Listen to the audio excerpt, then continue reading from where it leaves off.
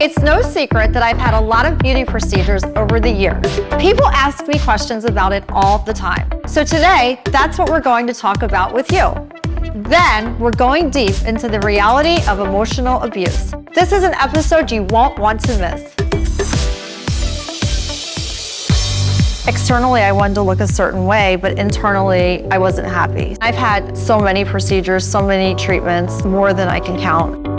I started to really focus on doing things for my body that made me feel good. I decided to write my book to share this knowledge, and people have really resonated with it.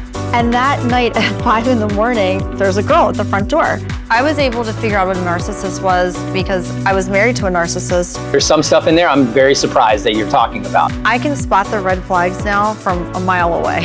I want the viewers in my show to walk away feeling great about themselves and feeling empowered. I'm going to incorporate my story as well in the show, but I also am very interested in learning about other people's stories. I love your honesty and your genuineness. That's what makes you so authentic and real and why people want to talk to you. Watch Party's Over. It's going to be fun, informative. We're going to have a great time. Party's over.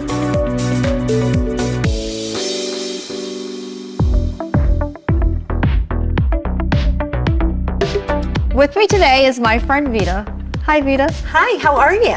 Great. I'm so happy that you're on the show again. I'm excited to be here. And you know what I'm really excited about? Hearing about all the work you've had done. I cannot wait to talk to you about this because I feel like there's so much to be said. There's so much to be said. Okay, so what would you say is the procedure you're the happiest with? I'm happiest with my facelift. And the reason for that is because I did the facelift when I was 47. Okay. I feel like you get the best results and you look the most natural when you get the facelift done in your 40s.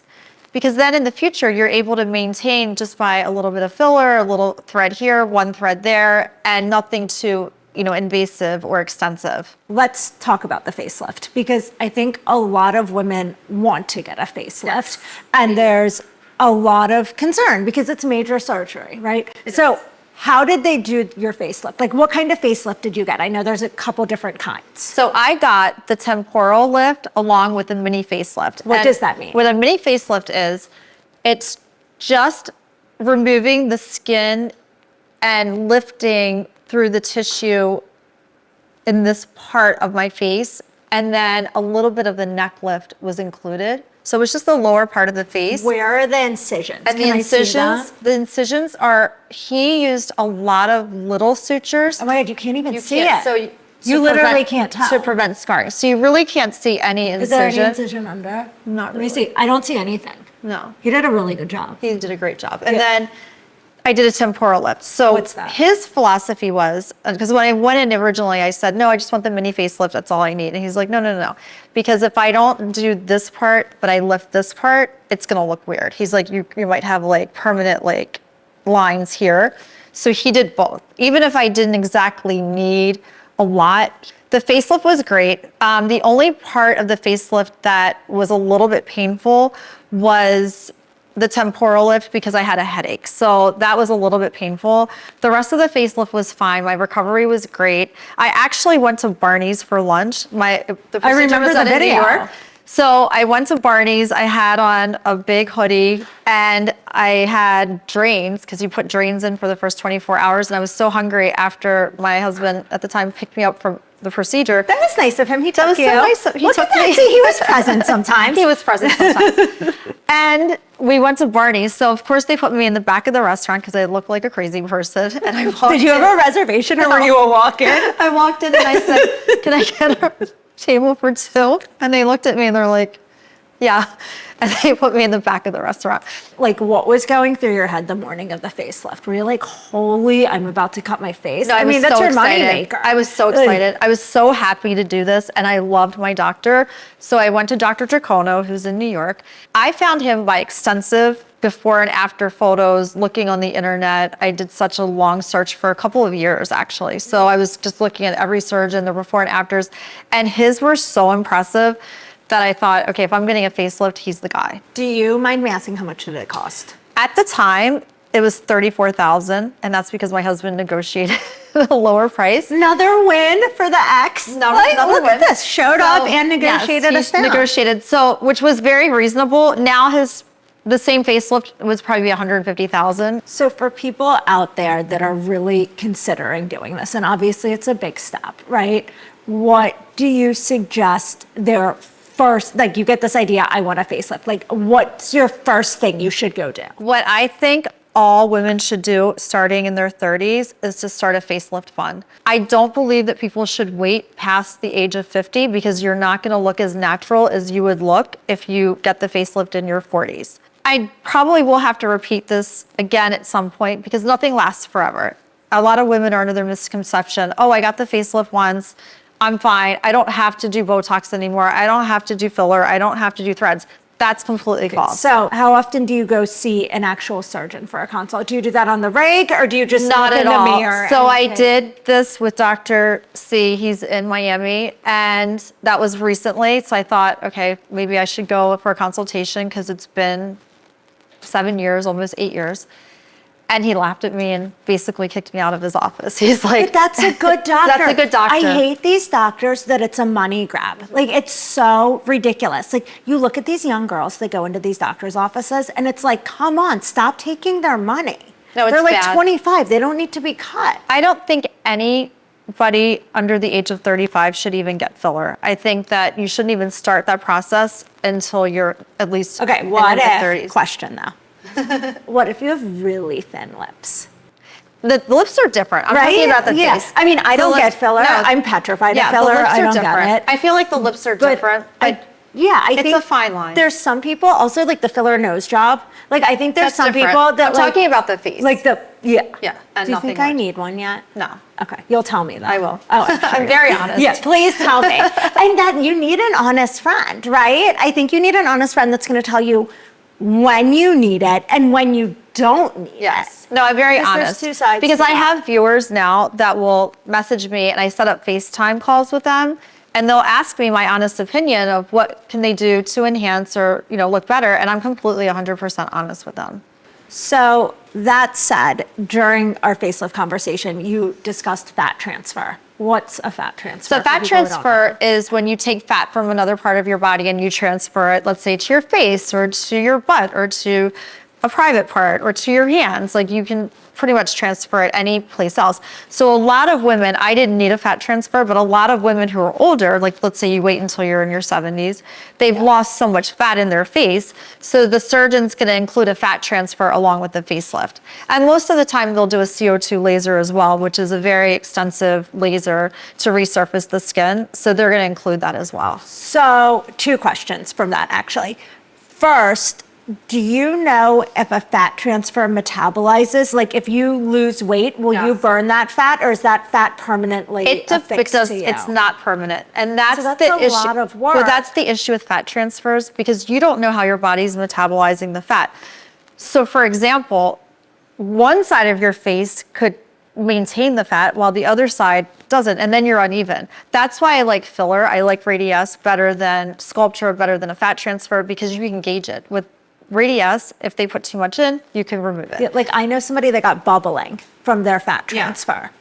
And it's horrible. There's no Horrible. way of getting rid of There's it no way because of getting you rid of can't it. dissolve it. It's something permanent for at that moment. You have to wait for it to dissolve. So, and I think there's a lot of people that do fat transfer in lieu of breast aug these days, which I personally think like if you're gonna get your boobs done, get your boobs I would done. never do that. Like why would you why would you do that? And you have to get lipo in order to do it. And then once you get lipo, you can get pockets, right? Well, that Have you done lipo? Yes, and the skin sags. So there are 2 procedures that I've done that I regret the most.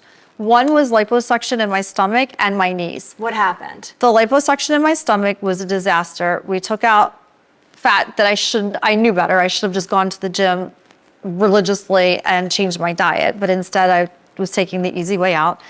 And my skin sagged really bad. So even after pregnancy and gaining 60 pounds, I did not need a tummy tuck. But now all of a sudden I do liposuction in my stomach and I need a tummy tuck. One alternative to lipo is like all this fat freezing, right? Cool sculpting, all that. What's the deal with that? I don't think it works. The best thing that you can do is to change your diet, pay attention to eating more protein, counting your calories, and doing weight training. So we've talked a lot about, these doctors who let these people do these procedures that they don't need, but let's go back to the person. Like, when is enough enough? When do you think you need to stop doing all of this work? It's a fine line. So I think that it's okay to do as many procedures as you want, as long as you look natural. And as long as you're going to the right doctors. A big part of that would be when you're looking for a surgeon, let's say for a facelift, you want to go to somebody who specializes in facelifts. You don't want to go to that doctor that does facelifts and mommy makeovers and tummy tucks and breast augmentations. You want to go to a specific person where they're doing 300 facelifts in a year. And that type of surgeon is what you should be looking for. You should also look for the reviews, the before and after photos, and really find the right person for you and someone who actually thinks that you need the procedure and not somebody that just wants to take your money. And I feel like a lot of people, when they start to look unnatural and they go overboard, they're not going to the right doctors because the right doctor wouldn't touch a person after they've already had, one or two facelifts unless they actually absolutely needed it. When you're deciding what's too much, what's the end goal here? Do I want to look like a refreshed, not tired, younger version of myself? Or do I want to look like this version of myself on a Snapchat filter? Right, because this is the thing, like if you want to look like a version of yourself on Snapchat or an AI app, then you are going to go overboard because you're going to go see a doctor and you're going to want so much filler in your face to look so youthful that it's going to change the shape of your face. And that's when people start to look like overdone, puffy. Their eyes start to change more like a cat than, regular eyes. And that's what happens because you're changing the structure of your face so much to look that much more youthful, but it actually has the reverse effect. Everything that we're talking about today is actually in my book. So I feel like anybody that's interested in any of the procedures that we're speaking about or other procedures, beauty treatments as well, they're in this book. They're experts in the book that explain each procedure step by step. And it's very informative as well as humorous. So if you're looking for an easy, fun read and you want to know more about any procedure or beauty treatment, the book is available on Amazon and it's called From Bullshit to Botox. If you're loving this podcast, do me a favor, subscribe, share it with your friends, and help grow our Parties Over crew. We'll be right back. Parties Over podcast is fueled by Celsius, the essential energy drink that powers your active lifestyle. With no sugar, no crash, and amazing flavors, Celsius helps you stay energized and focused all day long. Find Celsius at your favorite retailer or online at Celsius.com.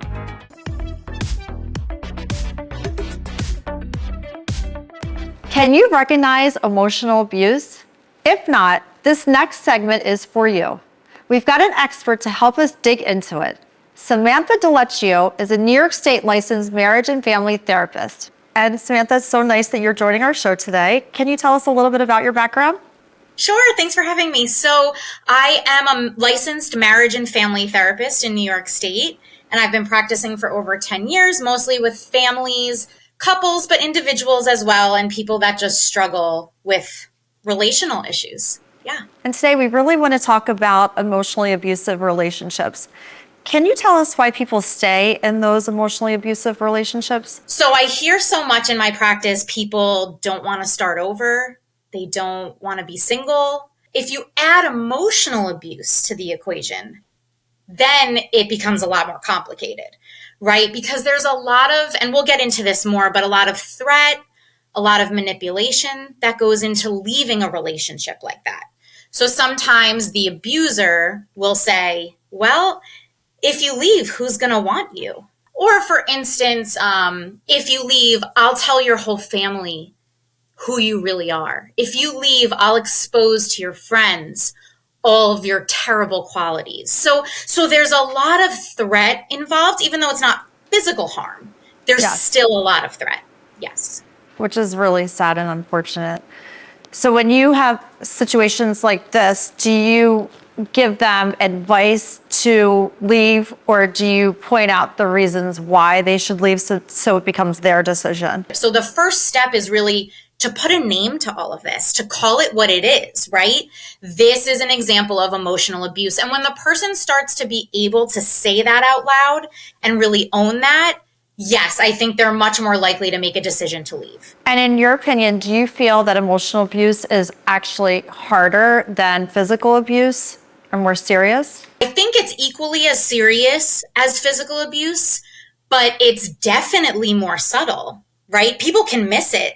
And that's what makes it so serious, is that people can live in this space with their partner decades, I've seen, right? Because with physical abuse, it's a little easier to say, oh, well, this big thing is going on. But with emotional abuse, it can come off as, oh, my partner's really mean to me, or, I don't like to bring them around my friends, and that just kind of becomes the normal narrative for the two of them. So a lot of people, in your opinion, are in these emotionally abusive relationships and they don't probably realize that they're in them.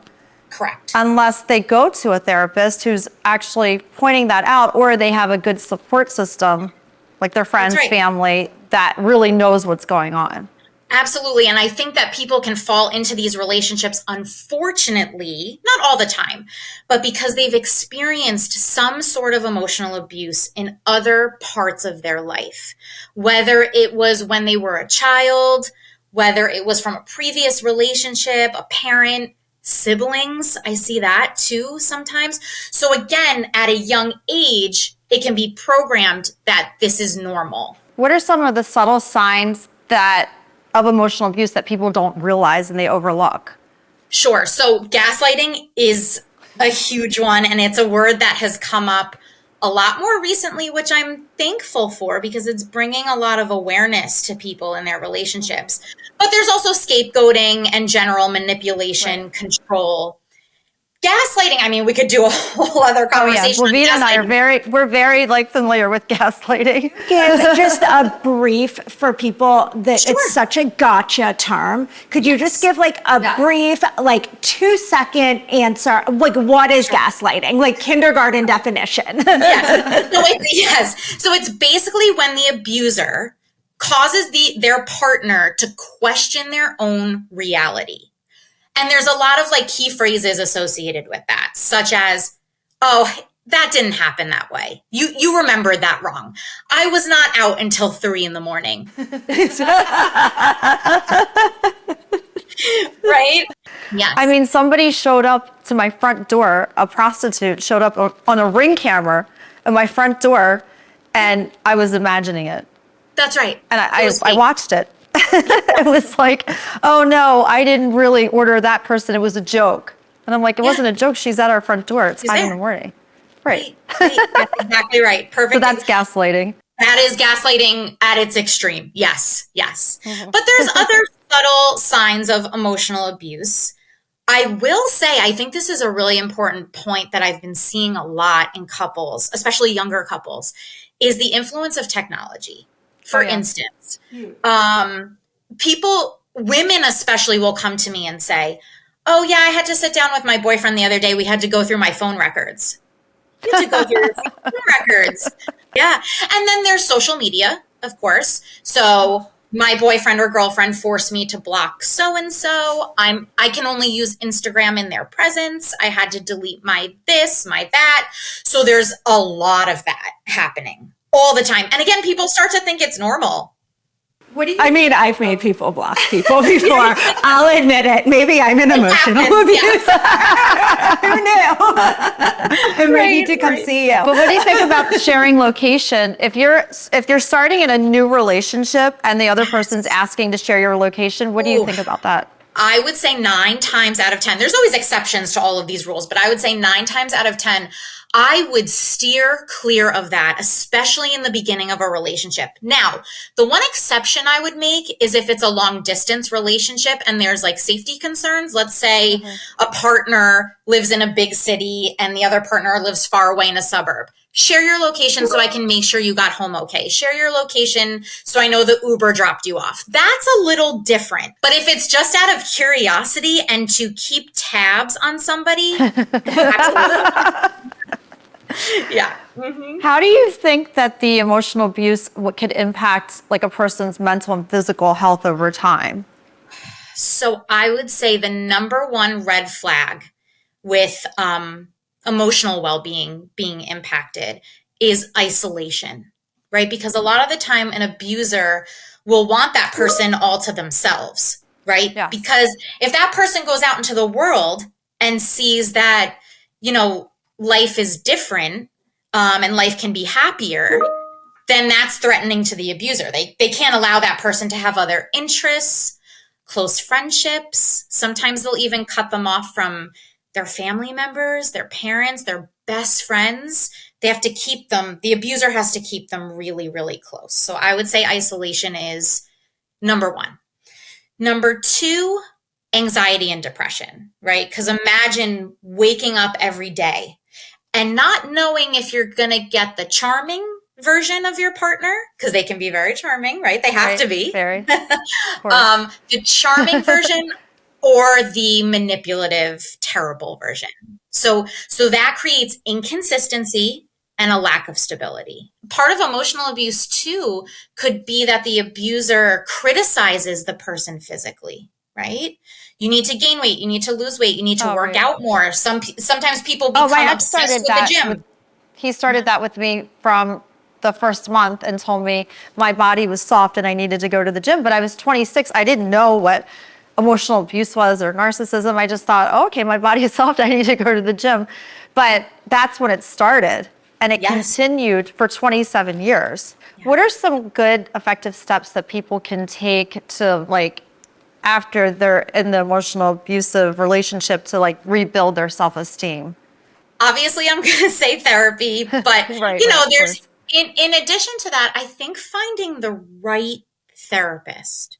What is truly right for you? A space where you feel safe to really be your authentic self. That's the type of therapist that someone would need. I would also say, think of the version of yourself prior to being in the abusive relationship. Yeah. Right? What did that person like? What did they enjoy? What were their hobbies? What gave them peace? That's where the healing is going to take place. It's really hard to go back and find yourself again after being in, an abusive relationship like that. And it takes time. For me, it took until the summer. This summer, I really found myself. I just left, went to Europe, spent a lot of time alone. It's a process. But it does take time. It also depends on how long the relationship was, right? If we're talking 5, 10, 15 years of emotional abuse, you have to give yourself grace because that's going to take a long time to sort of rewire and undo some of that damage.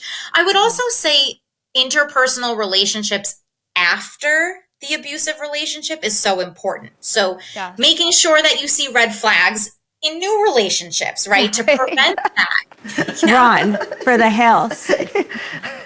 After mine, I just attracted every narcissist on the planet.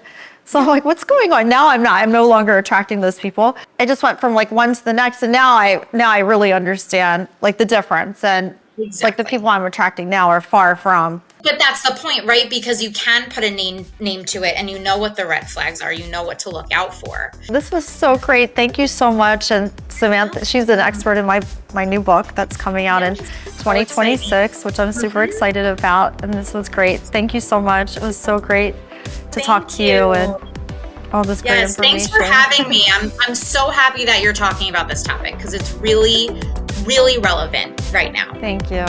Have a great day. Thanks, you too.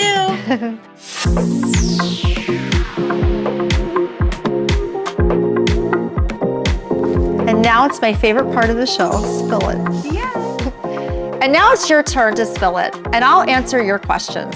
Here's a new one. Hi, Sandra. I'm divorced and thinking about online dating for the first time in decades. I had a few procedures, but I worry men will judge me for it. How do I find the courage to date again without overthinking whether I look real or not? This is a loaded question. This is a very loaded question. Whoa. If someone directly asks you, you tell them the truth. You say, yes, I've done this. And if they have a problem with it, they're not the person for you. She's right. It's better to be honest. And because if you want to have more procedures in the future, then this person knows this is who you are and you're going to continue, whether it's getting your eyelashes done or getting Botox, that if this is who you are, it's not going to stop. I feel like if a guy is for her, he's not going to think she looks overdone. So the person who's out there for her isn't going to think twice about all these procedures. So she shouldn't be overthinking it at all. It's just like whether he likes brunettes or blondes, or whether he likes a quiet talker or a soft talker. And whoever you're meant to meet, you're going to meet. No matter if you go on an app or you're walking down the street, when that time is right and you're supposed to meet that person will appear. They always do. I couldn't agree more. And I also feel like if you're going into dating for the first time in a while, you have all these things you're thinking about. That should be the last thing you're thinking about, is whether somebody's going to judge you for your procedures or not. Because if they are judging you, then they're not the right person for you. Couldn't agree with you more. Thanks for spilling it with us. If you have something on your mind, send it our way. Nothing's off limits. If you've had fun hanging out today, grab my book From Bullshit to Botox for much, much more. Or just tell your girlfriends to stop what they're doing and tune in. We don't gatekeep around here. Remember, keep your boundaries, keep your power, and keep going. See you next time.